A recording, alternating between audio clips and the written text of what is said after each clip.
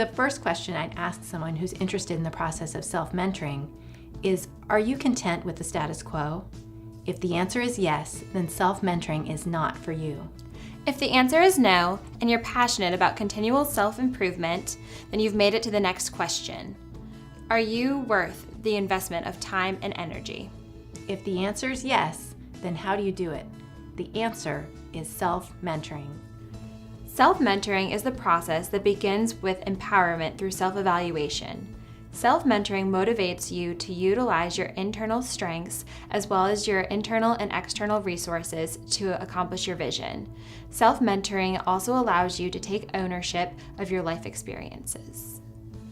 Self-mentoring requires the type of action Yoda mentions when he says do or do not. There is no try.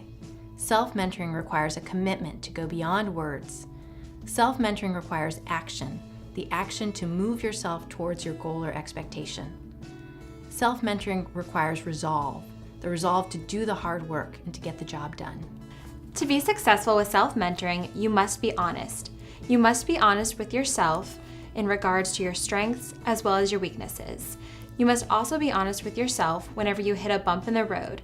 You must be willing to go ahead and make the necessary changes to be successful.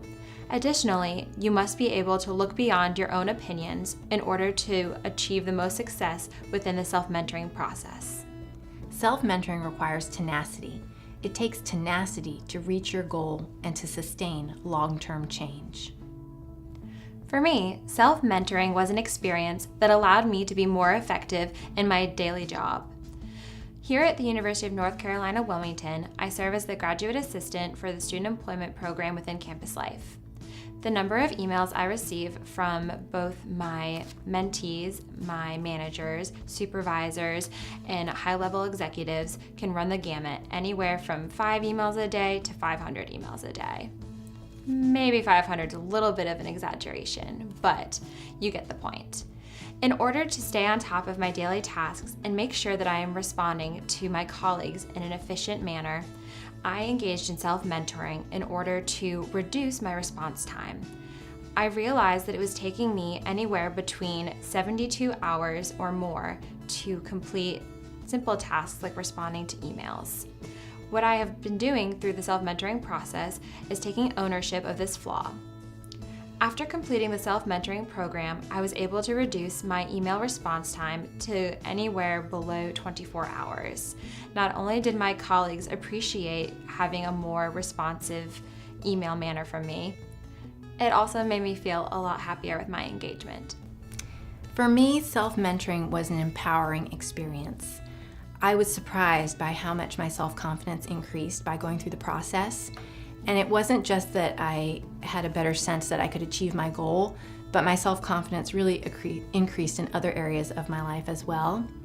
Before self-mentoring, I had a goal in mind, but I wasn't sure exactly what I needed to do to achieve my goal. Self-mentoring, going through that process, it was like having a laser pointer, now pointed right at the bullseye of a target. I was able to clearly see what is my goal and what are the steps that I need to take to achieve that goal. For me, some of the worksheets in the leadership manual, the self-mentoring leadership manual, were very helpful. They helped me stay on track and clarify my vision for my self-mentoring plan. So self-mentoring, it was just a wonderful experience. I felt like it gave me permission to focus on me and my goals, which was really a luxury. I'm so busy taking care of kids, working full-time, taking care of my husband, going to school.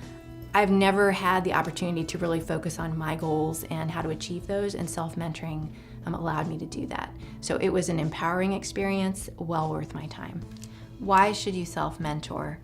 Dr. Carr, the inventor of self-mentoring, has said, so if you want to create a path of continuous improvement built upon measures and sustainability, commit to yourself and self-mentor. Remember, it's your life, you lead. Thank you, Dr. Carr, for providing your leadership, experience, and expertise. And thank you, ETL, for providing the funding for this course.